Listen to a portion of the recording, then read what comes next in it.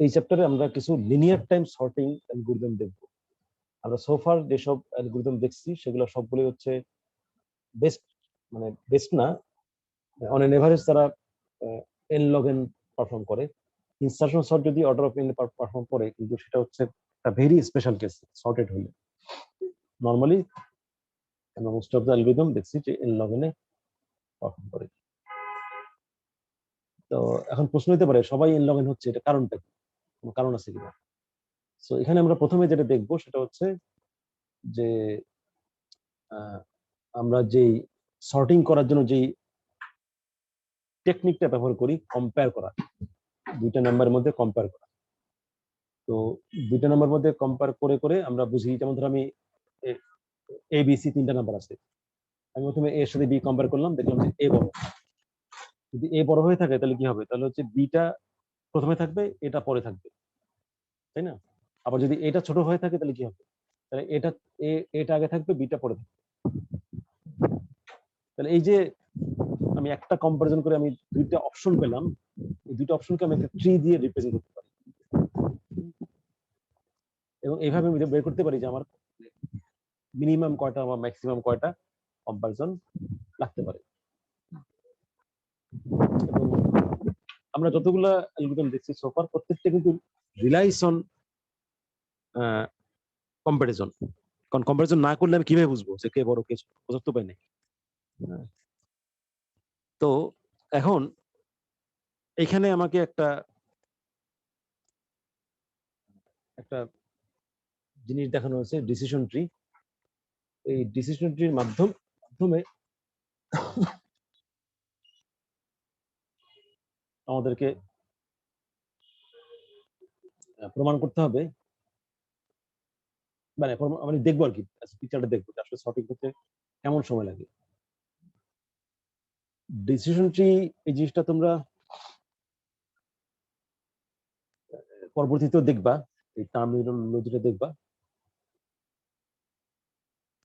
আমাদের বিভিন্ন algorithm, machine learning algorithm বলো বা আর্টিফিশিয়াল ইন্টেলিজেন্স বলো, এখানে ডিসিশন ট্রির ব্যবহার আছে। তো ডিসিশন ট্রিতে যেটা করা হয় সেটা হলো যে প্রত্যেকটা নোডে কোন না কোনো ডিসিশন নেওয়া হয়, এবং সেই বা কোনো একটা কাজ করা হয়। তো সেই কাজের সিদ্ধান্ত অনুযায়ী আমি আইদার মানে একাধিক পাথের মধ্যে কোন একটা পাথ চুজ করি। যেমন ধরো এখানে 1 আর 2 দেওয়া আছে। 1 2 মানে হচ্ছে এক নাম্বার, মানে প্রথম নাম্বার এবং দ্বিতীয় নাম্বার। এখন আমি প্রথম নাম্বার এবং দ্বিতীয় নাম্বার মধ্যে কম্পেয়ার করে যদি দেখি যে প্রথম নাম্বারটা ছোট, তাহলে আমি যাব কোন পাশে? তাহলে আমি যাব বাম পাশে, এদিকে।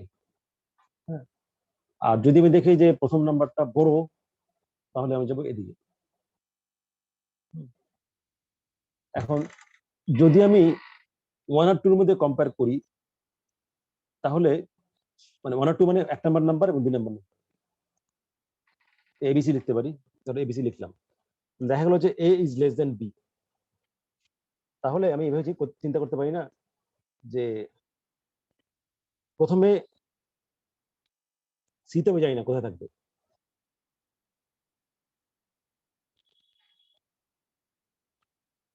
এভাবে কল্পনা করা যায় না যে যেহেতু এ ইজ লেস দেন বি, তাহলে সি থাকবে এর আগে অথবা এ বির মাঝখানে অথবা বি এর লাস্টে। কিন্তু এ এর বি এর রিলেটিভ অর্ডার এরকমই। আর যদি এটা ট্রু না হয়, যদি ফলস হয়, তাহলে কি হবে? তাহলে হবে একই জিনিসই হবে। পার্থক্য কি হবে? পার্থক্য হবে এখানে বি, এখানে এ। রিলেটিভ অর্ডারিংটা উল্টে গেল, রিলেটিভ অর্ডারিংটা উল্টে গেল। বোঝা গেছে কিনা?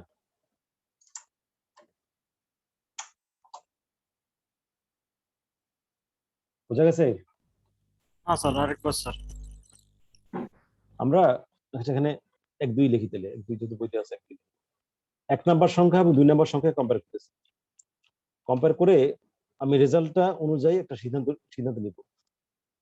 কম্পেয়ার করে দেখলাম যে 1 নাম্বারটা 2 নাম্বার থেকে ছোট, মানে আমার যেই যেটা লিখছি এখানে এটা ট্রু, এটা ট্রু, এই কন্ডিশনটা ট্রু।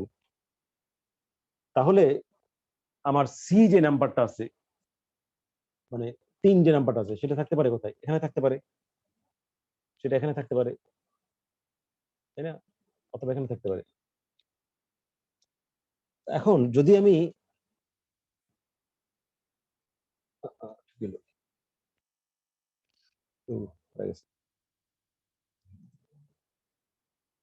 আবার লিখতেছি, হ্যাঁ, আমি 1 ইজ লেস দেন 2 কিনা সেটা কম্পেয়ার করতেছি। কম্পেয়ার করে আমি দেখলাম যেটা ট্রু,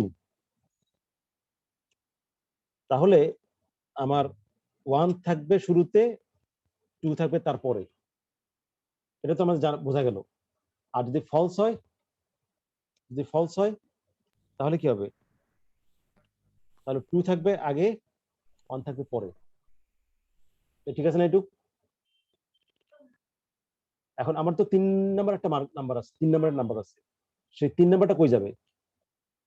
3 নাম্বারটা যাবে আইদার এখানে, অথবা এখানে, অথবা এখানে। ঠিক আছে না?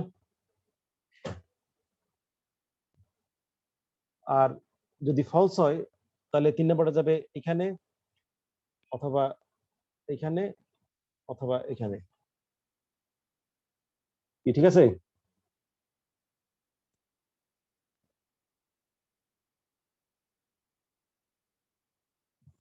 এখনো বুঝো নাই? আচ্ছা, একটু আগাই তাহলে বুঝবা। এখন মনে করো আমরা এটা পেলাম এরকম, ট্রু পেলাম। তার মানে 1 এবং 2 এর রিলেটিভ অর্ডারিংটা আমি পেয়ে গেছি, 1 আগে 2 পরে। এখন এরপরে আমি 2 আর 3 মধ্যে কম্পেয়ার করলাম, 2 আর 3 মধ্যে কম্পেয়ার করলাম, কম্পেয়ার করলে এবার ট্রু পেলাম। তার মানে কি 2 এর থেকে 3 বড়, আবার 2 আর 1 থেকে বড়, তাই না? তাহলে 2 এর থেকে যদি 3 বড় হয় তাহলে 3 তো আর এই জায়গায় বসতে পারছে না, তাই না? এই জায়গায় বসতে পারছে না। আর এই জায়গায় বসতে না পারলে তার আগে বসার তো কোনো কারণ নেই। তাহলে বসবে কোথায়? বসবে শুধু এই জায়গায়, তাই না? লাস্টে। তাহলে আমার কি দাঁড়ালো? আমার সর্টিং হয়ে গেল। আমার প্রথম হবে 1, তারপর 2, তারপর 3। আর যদি এটা ট্রু হয়, হ্যাঁ,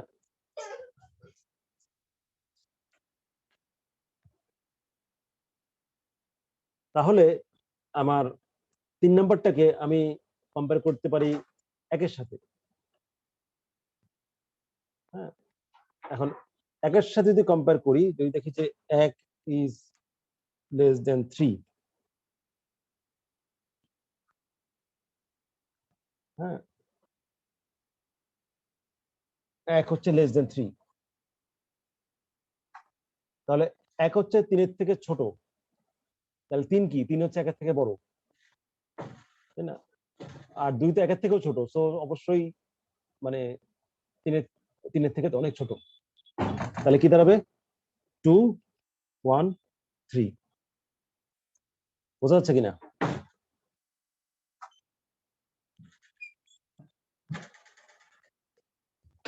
বোঝা গেছে? ট্রিতে দেখো, আমরা এখানে 1 এর থেকে 2 কে ছোট পাইছি,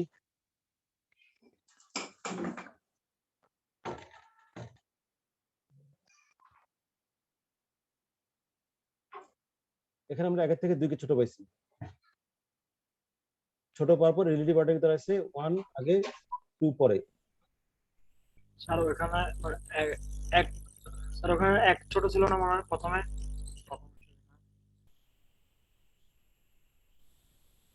এক ছোট ছিল, 2 বড় ছিল। স্যার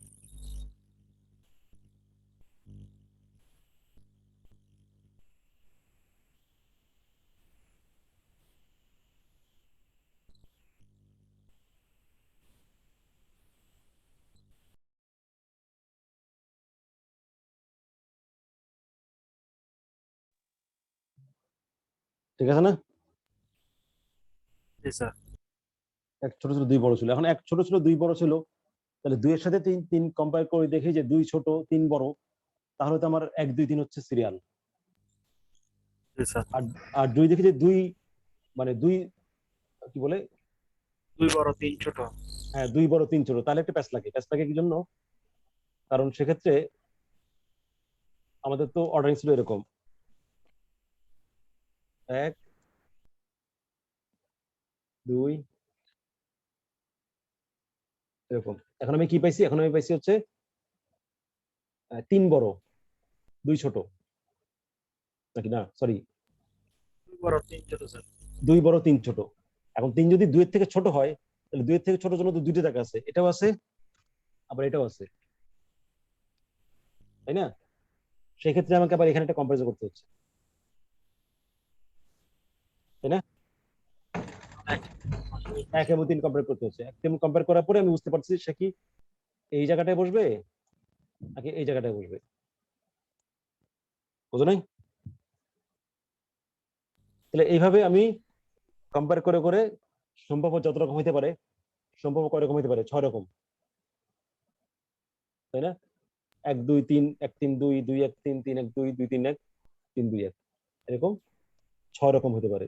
এই 6 রকম সবগুলোকে আমি অপশনগুলো লিখলাম, পাতগুলো ঠিক করে দিলাম যে এই পাতে আসো, এই পাতে আসো, এই পাতে আসো। ঠিক আছে? তো এখন এই যে এইভাবে আমি সর্টিংটা করলাম, এই এই পাথটাকে কিন্তু সামহাউ ডিরেক্টলি ইনডিরেক্টলি ফলো করতে হবে। আমি যদি কম্পারিজন বেস সর্ট করি তাহলে এই পাথটাকে ডিরেক্টলি ইনডিরেক্টলি ফলো করতে হবে। এবং এটাকে আমরা বলছি ডিসিশন ট্রি। Decision tree. এখন এই ডিসিশন ট্রি থেকে আমি দেখতে চেষ্টা করব যে কম্পারিজন বেস সর্টিং অ্যালগরিদমের রানিং টাইমটা কেমন হবে। কারণ কম্পারিজন বেস সর্টিং অ্যালগরিদম গুলা এই ডিসিশন ট্রিটাকেই ফলো করে। কিভাবে দেখবো আমরা? কিভাবে প্রমাণ করবো? কিভাবে দেখবো জিনিসটাকে? এই ট্রিটা কি? এই ট্রিটা হচ্ছে একটা বাইনারি ট্রি, তাই তো? এই ট্রিটা একটা বাইনারি ট্রি না? এখন এটা করে আছে। বাইনারি ট্রিতে, আচ্ছা, আমার যেই অ্যালগরিদমটা আমি রান করব, সেই অ্যালগরিদমটা রানিং টাইম এর সাথে এই ট্রির কোন জিনিসটা সম্পর্কিত? অ্যালগরিদমের রানিং টাইমের সাথে এই ট্রির কোন জিনিসটা সম্পর্কিত? ওই না, এটা নাম্বার অফ নোডের সংখ্যা, নাকি নাম্বার অফ লিফের সংখ্যা, নাকি অন্য কিছু? এই সংখ্যার উপর ডিপেন্ড করতেছে মনে হয়। এজ, না পুরোপুরি হলো না, কিছুটা কাছাকাছি আসছে কিন্তু পুরোপুরি হয়নি। একটা মানে লিপে যাওয়ার সর্বোচ্চ। হ্যাঁ হ্যাঁ, লিফে যাওয়ার যে পাথ, রুট থেকে লিফে যাওয়ার যে পাথ, সেই পাথের মধ্যে হাইস্ট যে পাথটা, সেই পাথটা হচ্ছে আমার ইয়ে, মানে বেসিক্যালি ট্রির হাইট। হ্যাঁ, ট্রির হাইট। তাহলে এখন বলো যে যদি আমার ট্রির হাইট 1 হয়, তাহলে লিফে কটা জিনিস থাকবে? দুইটা আছে। দুইটা। যদি লিফের হাইট, সরি, ট্রির হাইট যদি 2 হয়, তাহলে কটা থাকবে? 4টা স্যার। 4টা। 3 থাকলে 8টা। তাহলে, এবং এটা কিন্তু বাইনারি ট্রির হাইয়েস্ট সংখ্যা, এটা এটা বেশি হবে না, তাই না? তার মানে দেখা যাচ্ছে আমার লিফের সংখ্যা হচ্ছে 2 টু দি পাওয়ার এইচ, যেখানে এইচ হচ্ছে এইচটাকে আমি বের করতে চাচ্ছি, এইচ এর ভ্যালুটাই বের করতে চাচ্ছি। তাহলে হাইট হচ্ছে 2 টু দি পাওয়ার এইচ। আচ্ছা, এখন আসো, তাহলে লিফের সংখ্যা হচ্ছে 2 টু দি পাওয়ার এইচ, সর্বোচ্চ, কিন্তু এটা হাইয়েস্ট, এর বেশি হবে না। কিন্তু অ্যাকচুয়ালি এখানে লিফ কটা হবে? অ্যাকচুয়ালি লিফ হবে আমার যতগুলো নাম্বার আছে তাদেরকে যতভাবে সাজানো যায় তার সংখ্যা, এবং সেটা হচ্ছে মিনিমাম সংখ্যা। মানুষের মাল্টিপল ইয়ে আসতে পারে, কিন্তু মিনিমাম এটা হবে, তাই না? মানে আমি একই সলিউশন দুই জায়গায় পাইতে পারি, সেটা ঠিক আছে, একই সলিউশন দুই জায়গায় পাইতে পারি, কিন্তু এই সংখ্যা থেকে তো কম হবে না। মানে হচ্ছে এখানে আমি, আমার এনটা সংখ্যা আছে, এনটা সংখ্যা কয়ভাবে সাজানো যায়?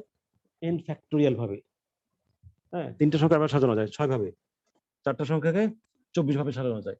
তাহলে এখানে টোটাল সলিউশনের সংখ্যা বা টোটাল ইউনিক সলিউশনের সংখ্যা হচ্ছে n ফ্যাক্টোরিয়াল। ঠিক আছে না? তাহলে লিফের সংখ্যার আপার বাউন্ড হচ্ছে 2 টু দি পাওয়ার h এবং লিফের সংখ্যার লোয়ার বাউন্ড হচ্ছে n ফ্যাক্টোরিয়াল। বোঝা গেছে কি? এটা একবার কি বলছে মানে লিভ স্যার এটা লাস্ট লাইনটা বুঝে নিছে। বললাম যে লিফ লিফটা আমি যেটা বললাম এইমাত্র আগে যেটা বললাম 2 টু দি পাওয়ার h, এটা হচ্ছে বাইনারি ট্রির কনসেপ্টে বললাম যে বাইনারি ট্রিতে লিফের সংখ্যা হবে 2 টু দি পাওয়ার h। হ্যাঁ, এবং সেটা কিন্তু হাইয়েস্ট। যদি দুই একটা নোট না থাকে তাহলে কিন্তু আরো কমবে। যেমন ধরো এখানে এখানে তো কই গেল, যেমন ধরো এখানে তো কোনো নোট ইয়ে নাই, মানে কি বলে ফার্দার নোট নাই। হ্যাঁ, তো সেক্ষেত্রে আমার পুরোপুরি হচ্ছে না।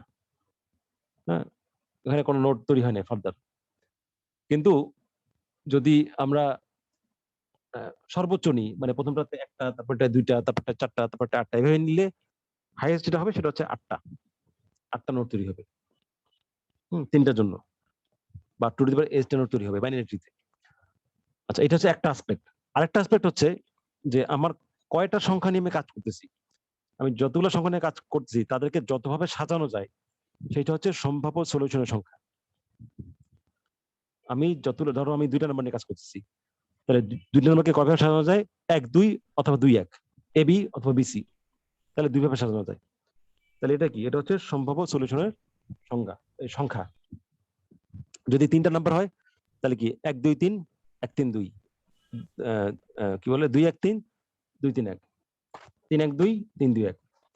এই হচ্ছে আমার টোটাল সম্ভাব্য সলিউশনের সংখ্যা। এটা কত? 6। কিভাবে পেলাম? 3 ফ্যাক্টোরিয়াল বা n ফ্যাক্টোরিয়াল। তাহলে n ফ্যাক্টোরিয়াল হচ্ছে সম্ভাব্য সলিউশনের সংখ্যা। এখন আমার ট্রির মধ্যে সলিউশনগুলো কিন্তু সবগুলোই থাকতে হবে কোথাও না কোথাও, কারণ আমি তো জানি না যে কোনটা ভ্যালিড সলিউশন। সো আমার ডিসিশন ট্রির মধ্যে এই সম্ভাব্য সলিউশন থাকতেই হবে কোথাও না কোথাও। তার মানে ডিসিশন ট্রিতে অ্যাটলিস্ট n ফ্যাক্টোরিয়াল লিফ থাকবে, অ্যাটলিস্ট n ফ্যাক্টোরিয়াল লিফ থাকবে। আর অ্যাটমোস্ট কটা থাকবে? 2 টু দি পাওয়ার h। বোঝা গেছে কি? জি স্যার, সর্বোচ্চ পরিবার থাকতে পারে আর নাইলে ফ্যাক্টরিয়াল থাকবে, যে কোনো একটা থাকবে। এর মাঝামাঝি কিছুটা হবে আর কি। তো এটাই এখানে লিখছে যে n ফ্যাক্টোরিয়াল, এলটা হচ্ছে আসল সংখ্যা আর কি, আসল সংখ্যা। n factorial is less or equal to l is less or equal to 2 two the power h। ঠিক আছে? n factorial is less or equal to l is less or equal to 2 two the power h। এগুলো হচ্ছে আসল লিফের সংখ্যা, আর তার আপার limit হচ্ছে 2 two the power h, lower limit হচ্ছে 2 two the power n factorial. আচ্ছা, এখন যদি আমি এখানে উভয় পক্ষে 2 বেস লগ নিই, তাহলে 2 base log 2 two the power h মানে কি? h। হ্যাঁ, 2 base log 2 two the power h মানে হচ্ছে h। কিভাবে h?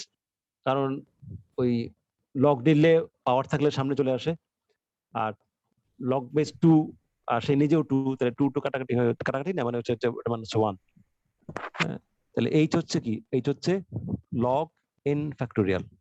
h is greater or equal to n factorial, মানে h এর মান হবে লগ n ফ্যাক্টোরিয়াল থেকে বড় বা সমান।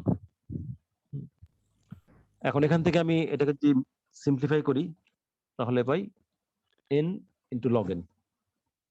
কিভাবে পাই? এটা ওই ইকুয়েশন 3.19 এ তুমি গেলে পাবা, 3 নম্বর চ্যাপ্টারে। আমি ইনটুইটিভলি একটা বিষয় দেখাই এখানে, সেটা সেরকম যে যেহেতু লগ n ফ্যাক্টোরিয়াল, তার মানে কি? লগ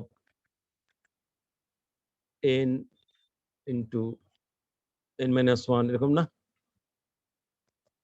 হ্যাঁ, এরকম না? আচ্ছা, এখন এটাকে কি লেখা যায়? এটাকে লেখা যায় লগ n প্লাস, প্লাস হয় না লগ থেকে?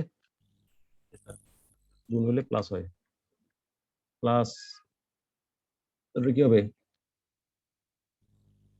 Log n plus log n-2 এভাবে থাকবে। হ্যাঁ, এবং এভাবে যাইতে যাইতে ধরো তুমি মাঝখানে গেলে একদম মাঝামাঝি জায়গায়, মাঝামাঝি জায়গায় যেটা পাবে সেটা কত হবে, সেটা হবে লগ n/2 হবে না? হুম, এরকম হবে তো। তাহলে খেয়াল করে দেখো, এই সবগুলো কিন্তু অর্ডার হচ্ছে লগ এন, কারণ n-1 সামান্য একটু কমছে, এটাও কিন্তু লগ এন। হ্যাঁ, হাফ লগ এন আর কি। Half log N. তাহলে দেখা যাচ্ছে এখানে সব জায়গায় কিন্তু log N log N log N at least অর্ধেক n/2 পর্যন্ত লগ এন আছে। তাহলে কিন্তু আমি ইনটিউটিভলি খুব সহজে বলতে পারি যে এটা হচ্ছে n ইনটু লগ এন। কারণ অনেকগুলো লগ এন পাবো আমরা, সেটা কিন্তু ছোট না, বড় বড়। হাফ পর্যন্ত কিন্তু তুমি অনেক বড় পাবা, এটাকে লগ এন ধরার মতো। সো হাফ পর্যন্ত পাইলেই তো আমার হচ্ছে, আর দরকার নেই। So h is greater equal to omega n log N. বুঝা গেল? তাহলে আমরা দেখলাম যে হাইটের লোয়ার লিমিট হচ্ছে n লগ এন, মানে তোমার minimum n log N time লাগবেই। এক্সেপশনালি দু এক সময় বিপজ্জনক করে শেষ হয়ে যেতে পারে, কিন্তু জেনারেলি তোমার n লগ এন সময় লাগবে, যত চালাকি অ্যালগরিদম তাও না কেন। So এটা ফার্স্ট আমরা একটা জিনিস দেখলাম, যেটা আমাদের অ্যালগরিদম পড়ার একটা উদ্দেশ্য, যে আমরা বিভিন্ন প্রবলেম বা অ্যালগরিদমের লোয়ার বাউন্ড বের করি। লোয়ার বাউন্ড মানে যে এর থেকে কমে পাওয়া যাবে না, ম্যাথমেটিক্যালি প্রমাণ করে দিই। তাতে কি সুবিধা? তাতে সুবিধা হচ্ছে যে মানুষ যদি জেনে গেল যে এখানে বেশি গুতাগুতি করে লাভ নাই, এটা পারা যাবে না, ম্যাথমেটিক্যালি ইম্পসিবল। ঠিক আছে? তো এখানে আমরা দেখলাম যে সর্টিং অ্যালগরিদমের comparison based, obviously comparison based sorting অ্যালগরিদমের লোয়ার বাউন্ড হচ্ছে ওমেগা n লগ n। ঠিক আছে না? এখন তাহলে আমাদের চ্যাপ্টারের শুরুতে যে কথা ছিল সর্টিং ইন লিনিয়ার টাইম, সেটা তো কোনো মানে হয় না, বোঝা গেল? কারণ আমরা তো n log n থেকে কমাইতে পারতেছি না, নাকি? n log n থেকে কমাইতে পারতেছি? যেহেতু পারতেছি না, সো আমি ওদিকে চেষ্টা করে লাভ নাই। কিন্তু দেখা যাচ্ছে যেখানে কি বলছে, সর্টিং ইন লিনিয়ার টাইম মানে অর্ডার অফ এনে তারা করবে। কেমনে করবে? কেমনে করবে সেটা মানে অ্যান্সার হচ্ছে যে আমরা যে ল লিমিটটা বের করছি কার জন্য, সেটা হচ্ছে কম্পারিজন বেসড সর্টের জন্য। তাহলে আমি যে কম্পারিজনটাকে হিসাব থেকে বাদ দিতে পারি, যে কোনো কম্পারিজন লাগবে না, কম্পারিজন ছাড়াই করব। হ্যাঁ, তাহলে কি হবে? কম্পারিজন ছাড়াই যদি করতে পারি তাহলে কি হবে? তাহলে আশা করা যায় যে কোনো একটা বুদ্ধি বের করা যাবে। তো ফরচুনেটলি এরকম বেশ কিছু অ্যালগরিদম আছে যেগুলা কম্পারিজন ছাড়াই সর্ট করে। হ্যাঁ, কম্পারিজন ছাড়াই সর্ট করে। তার মধ্যে প্রথম যেটা আমরা শিখবো সেটা হচ্ছে কাউন্টিং সর্ট। হ্যাঁ, কাউন্টিং সর্ট কাউন্ট করে, সর্ট করবে না, সরি কি বলে, কম্পারিজন করবে না, কাউন্ট গুনবে। কি গুনবে সেটা বলতেছি। কাউন্টিং সর্ট কাউন্ট করে, কি কাউন্ট করে? কোন একটা নাম্বার কয়বার আছে, কয়বার আছে সেটা জেনে লাভ কি? শুধু কয়বার আছে সেটা জেনে লাভ নাই হয়তো বা, কিন্তু যদি আমি জানতে পারি যে কোন একটা নাম্বার এবং তার থেকে ছোট নাম্বার কয়বার আছে, তাহলে একটা লাভ আছে। লাভটা কিরকম? মনে করো আমি জানলাম যে আমার কাছে 3 বা 3-এর থেকে ছোট নাম্বার আছে 4টা, ধরো জানলাম সামাও 3 বা 3-এর থেকে ছোট নাম্বার আছে 4টা। তাহলে আমার লিস্টে যতগুলা 3 বা 3-এর থেকে ছোট নাম্বার আছে তারা 1 থেকে 4 নাম্বার করে বসবে না?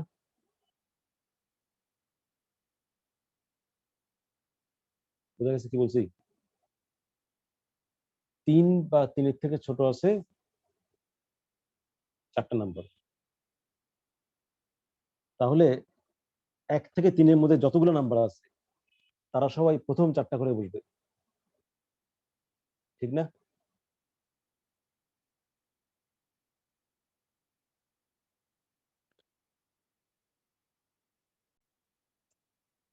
এবং যদি একটা নাম্বার হয় 3, মানে ওখানে একটা 3 থাকে, তাহলে অ্যাটলিস্ট একটা 3 4 নাম্বার করে বসবে না?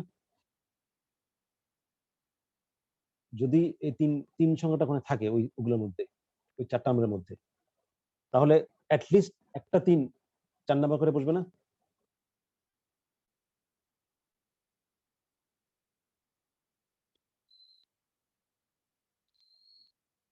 কি ধরতে পারতেছো না? বুঝি না স্যার কথা। এটা তো তাহলে তোমাদের মানে লিখে লিখে থাকতে হবে, একটু কল্পনা করতে হবে তো। মনে করো নাম্বারগুলো হচ্ছে 2 3 1 3, এই 4টা নাম্বার আছে। এখন 3 বা 3-এর থেকে ছোট এই 4টা নাম্বার আছে। তাহলে আমার প্রথম 4টা ঘরে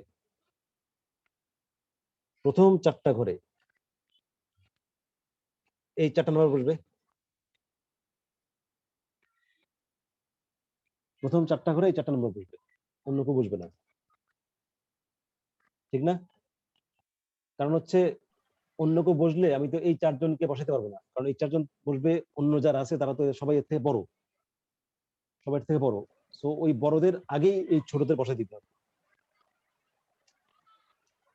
এটা হচ্ছে 1 নাম্বার কথা। 2 নাম্বার কথা হচ্ছে যেখানে দেখা যাচ্ছে একটা 3 আছে, অ্যাটলিস্ট একটা 3 আছে, ইনফ্যাক্ট 2টা 3 আছে, তাহলে অ্যাটলিস্ট একটা 3 4 নাম্বার ঘরে মানে লাস্ট ঘরে বসবে। মানে ওগুলোর মধ্যে বড়টা লাস্ট করে বসবে, ওই যে 4টা। হ্যাঁ হ্যাঁ, ওগুলোর মধ্যে বড়টা লাস্ট ঘরে বসবে। এখন বড়টা মানে কি 3, তাহলে অ্যাটলিস্ট একটা 3 লাস্ট ঘরে বসবে, বা ওর মধ্যে সবচেয়ে বড়টা লাস্ট ঘরে বসবে। এখন যদি আমি 3টাকে বসাই দিই, তাহলে আরেকটা 3 কোথায় বসবে? আরেকটা 3 ওই ঘর বাদ দিয়ে বাকি ঘরগুলোর মধ্যে লাস্ট ঘরে বসবে, ঠিক না? স্যার আরেকটা 3 এটার পর সামনে বসবে না স্যার? হ্যাঁ ওই তো সেটা বললাম, যে ওইটা বাদ জি দিয়ে স্যার। বাকি ঘরগুলোর মধ্যে লাস্ট, জি ওই স্যার। ঘরটা বাদ দিয়ে বাকি ঘরগুলোর মধ্যে লাস্ট ঘরে বসবে। আচ্ছা, তাহলে এই লজিকটাই আসলে এখানে অ্যাপ্লাই করা হবে। হ্যাঁ, এই লজিকটা এখানে অ্যাপ্লাই করা হবে। কিভাবে করা হবে দেখো। ফার্স্ট অফ অল আমাদের কাছে এই নাম্বারগুলো আছে, এর মধ্যে আছে নাম্বার, এর মধ্যে নাম্বারগুলো আছে। নাম্বারগুলো কি? 2 5 3 0 2 3 0 3। আমার প্রথম কাজ হবে কোন নাম্বার কয়টা আছে সেটা বের করা। তো আমাকে দেখতে হবে এখানে হাইয়েস্ট নাম্বার কত। এখানে দেখা যাচ্ছে হাইয়েস্ট নাম্বার হচ্ছে 5 আর লোয়েস্ট নাম্বার হচ্ছে 0। তাহলে আমি একটা অ্যারে নিলাম সি নামক, সেখানে 0 1 2 3 4 5 লেখা আছে। এখন দেখো 0-র নিচে দেখা যাচ্ছে 2, 0-র নিচে 2 দেখা যাচ্ছে কেন? এটা আছে 2টা আছে 0, সেজন্য। 1-এর নিচে দেখা যাচ্ছে 0 কেন? কারণ 1 নাই। কোনো 1 নাই। 2-এর নিচে 2 কারণ 2টা 2। 3-এর নিচে 3 কারণ 3টা 3। 4-এর নিচে 0 কারণ কোনো 4 নাই। 5-এর নিচে 1 কারণ একটাই 5 আছে। এটা হচ্ছে, এটাকে আমরা বলি ফ্রিকোয়েন্সি। আমরা ফ্রিকোয়েন্সি বের করলাম যে কোন নাম্বারটা কবার আছে। এখন আমরা যেটা বের করব সেটাকে বলা হবে কিউমুলেটিভ ফ্রিকোয়েন্সি। কিউমুলেটিভ ফ্রিকোয়েন্সি মানে কি? কিউমুলেটিভ ফ্রিকোয়েন্সি মানে হচ্ছে প্রেফিক্স নামের মতো, মানে যোগ করে আগের থেকে আর হ্যাঁ হ্যাঁ হ্যাঁ, রানিং সাম আর কি, যে তোমার ওই সংখ্যা এবং তার তার থেকে ছোট সংখ্যা কয়টা আছে। তো 0 বা 0 থেকে ছোট আছে 2টা, দেখলাম 2। 1 বা 1-এর থেকে আছে কয়টা? 2টা। কেমনে বের করলাম? ওই আগের কিউমুলেটিভ সাম যেটা ছিল মানে যে এইটা, এটার সাথে এইটা যোগ করছি। তারপর এটার সাথে কোনটা যোগ করব? এই দুটো যোগ করব, তাহলে কত পাবো? 4। হ্যাঁ, এবার 4-এর সাথে যোগ করবো হচ্ছে এটা 3, কত পাবো? 7। ঠিক আছে, মানে আমি যেহেতু অলরেডি যোগ করে আসছি, তো ওই যোগফলের সাথে জাস্ট লাস্টটা যোগ করে দিব। তাহলে আমি কি পাবো? তাহলে আমি কিউমুলেটিভ ফ্রিকোয়েন্সি পাবো। প্রত্যেকটা কিউমুলেটিভ ফ্রিকোয়েন্সি পেয়ে গেছি। তাহলে এখন এখান থেকে আমি কি পাচ্ছি? 2 বা 2-এর থেকে ছোট কয়টা আছে? 4টা। 3 বা 3-এর থেকে ছোট কয়টা আছে? 7টা। 4 বা 4 থেকে ছোট কয়টা আছে? 7টা। 5 বা 5-এর ছোট কয়টা আছে? 8টা। তাহলে আমাদের কিউমুলেটিভ ফ্রিকোয়েন্সি বের হয়ে গেল। এখন আমি যেটা করব সেটা হচ্ছে এই কিউমুলেটিভ ফ্রিকোয়েন্সি অনুযায়ী আমি একটা একটা করে নাম্বার বসাবো। আচ্ছা, নাম্বার বসানোর সময় আমি বাম পাশ থেকে আসতে পারি, আবার ডান পাশ থেকে আসতে পারি। তো আমরা ডান পাশ থেকে আসবো, কেন আসবো সেটা পরে বুঝবা। ডান পাশ থেকে আসবো। ডান পাশ থেকে যদি আসি, দেখো প্রথম সংখ্যাটা হচ্ছে 3, তাই তো? প্রথম সংখ্যাটা হচ্ছে 3। এখন আমাকে যেতে হবে এই 3-এর ঘরে। 3-এর ঘরে কত লেখা আছে? 7 স্যার।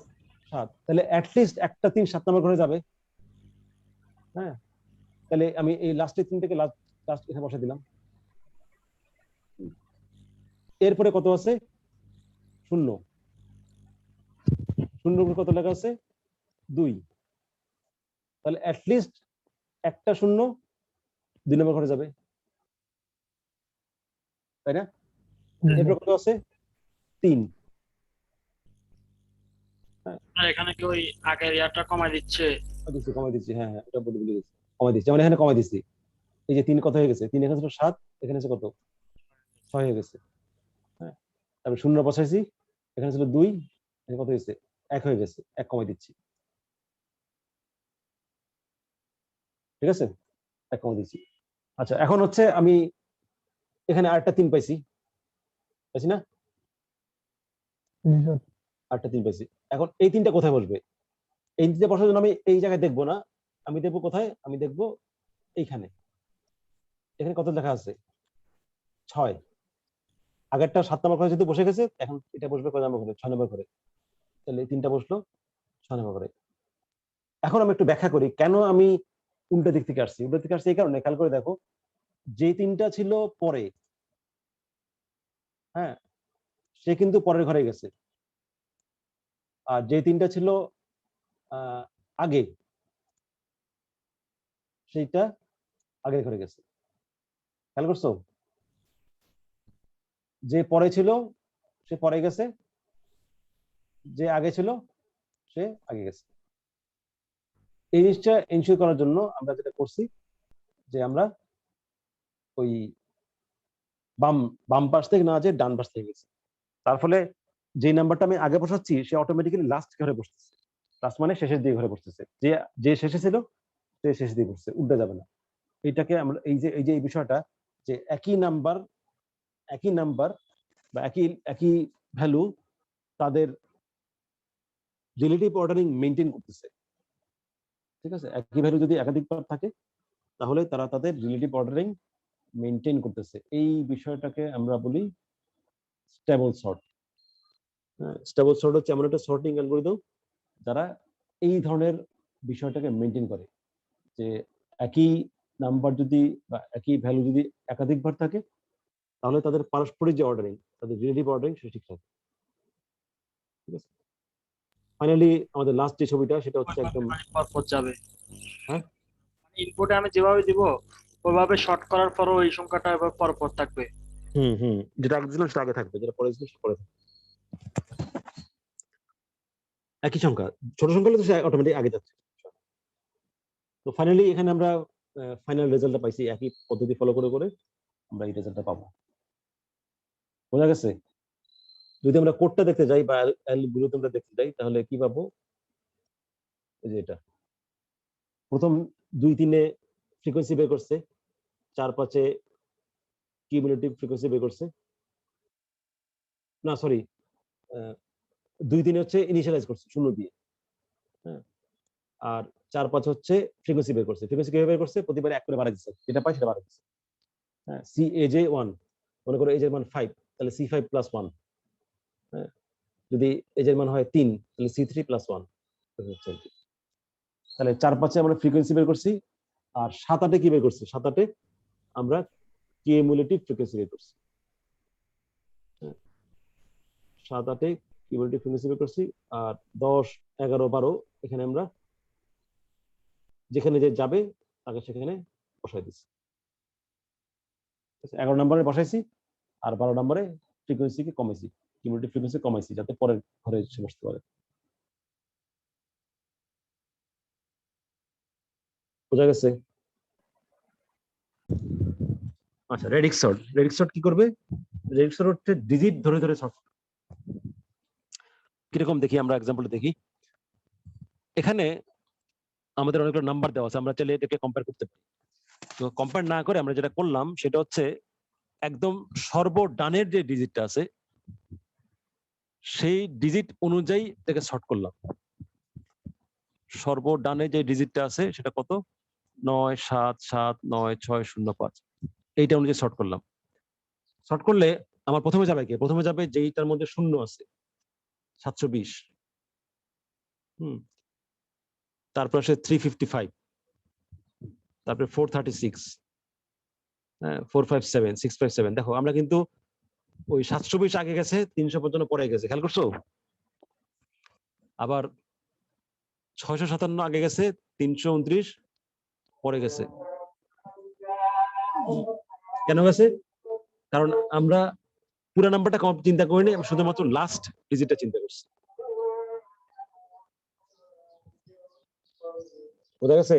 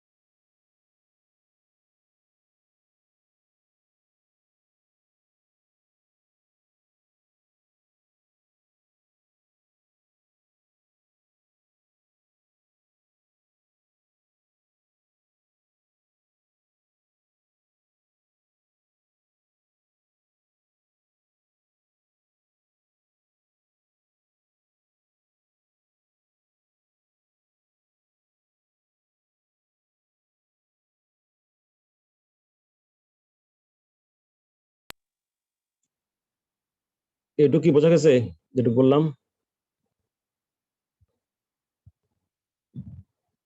হুম।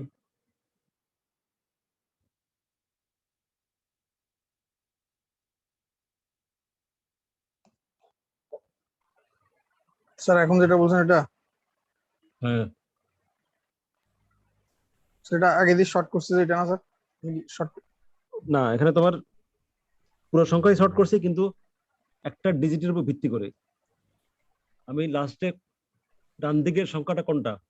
0, এটা কোনটা? 5, এটা কোনটা? 6, এটা 7, 7, 9, 9।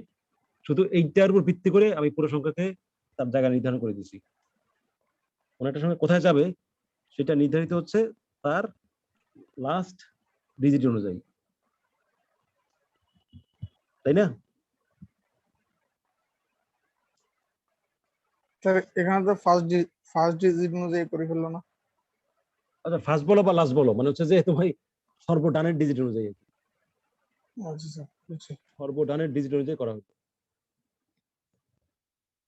এরপর আমি যেটা করব সেটা হচ্ছে নেক্সট টু রাইট, মানে এটা অনুযায়ী করব, সেকেন্ড অনুযায়ী। হ্যাঁ, সেকেন্ড অনুযায়ী করবো। তাহলে সেকেন্ড অনুযায়ী করলে কি হবে? আমার আগে যাবে কে? 2। হ্যাঁ, এখন দেখো এখানে কিন্তু 2 দুইটা আছে, 720 আছে, 329 আছে, আছে না? জি স্যার। এখন কোন দুইটা আগে যাবে?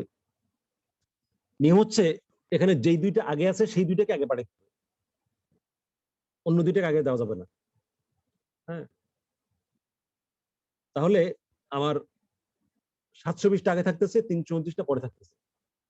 এবং যদি আমি এটা এনশিওর করতে চাই তাহলে আমি কি করতে হবে? আমাকে একটা স্টেবল সর্ট ইউজ করতে হবে। স্টেবল সর্ট ছাড়া এটা হবে না। ঠিক না?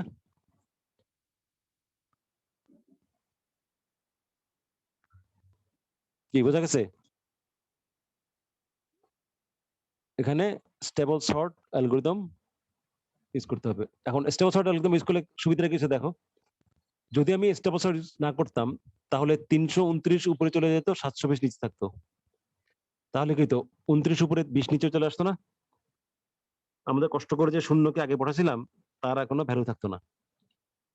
হ্যাঁ, শূন্যকে যে উপরে উঠালাম তার কোনো ভ্যালু থাকতো না। সো আমরা স্টেবল সর্ট ইউজ করার মাধ্যমে এর আগ পর্যন্ত যে সর্টিংটা করে আসছি সেটা যাতে ইনট্যাক্ট থাকে, সেটার ইম্প্যাক্ট যাতে ইনট্যাক্ট থাকে সেটা এনশিওর করছি, সেটার প্রভাব যাতে অক্ষুণ্ণ থাকে সেটা এনশিওর করছি। তাহলে কি হলো, খেয়াল করে দেখো, এখানে 20, এখানে যদি আমি করছি 2 2 3 3 5 5 5, কিন্তু আসলে কি হচ্ছে 20 29 36 39 55 57, দেখতে পাচ্ছ? 20 29 36 39 55 57। এরপরে যদি আমি ওই সর্ববামের ডিজিট অনুযায়ী শর্ট করে দিই তাহলে কি হচ্ছে, তাহলে পুরো জিনিসটা শর্ট হয়ে যাচ্ছে। আমি কিন্তু শর্ট করছি শুধু এই ডিজিট অনুযায়ী 3 3 4 4 6 7 8, কিন্তু যেহেতু এটা স্টেবল শর্ট, তো 29টা আগে থাকবে, 55টা পরে থাকবে। হ্যাঁ, তারপরে 329 উপরে থাকলো, 355 পরে থাকলো। ঠিক আছে, তাহলে এখন পুরোটা শর্ট হয়ে গেল। এটাকে বলা হয় রেডিক্স শর্ট। এটা অ্যালগরিদমটা খুব সিম্পল, মানে লিখতে দেখাটা সিম্পল আর কি। কি করবে, for I equals to 1 to day use a stable sort to sort array A on digit I. তুমি একটা করে ডিজিট ধরো, সেই ডিজিট অনুযায়ী পুরোটাকে সর্ট করো। হ্যাঁ, এবং অবশ্যই ইউজ করতে হবে স্টেবল সর্ট। বোঝা গেছে?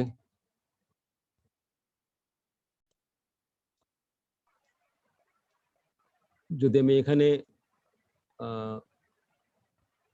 একটা স্যার এটাতে কি সবগুলা ডিজিট সেম দিবে, সবগুলা নাম্বারের লেন্থ কি সমান হবে, মানে ডিজিট?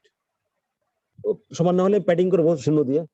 যেমন ধরো একটা যদি হয় 25, একটা যদি হয় 252, তাহলে 25 খেলে একবার 0 2 5 প্যাডিং করে দিব, সমস্যা না। আমরা তো ইতো করি, বাইনারি সংখ্যা যখন লিখি তখন প্যাডিং করে লিখি না আমাদের কম্পিউটারে, 0 দিয়ে লিখি, তো 0 বাই প্যাডিং করে লিখি শুরুতে, তো সেটা সমস্যা না।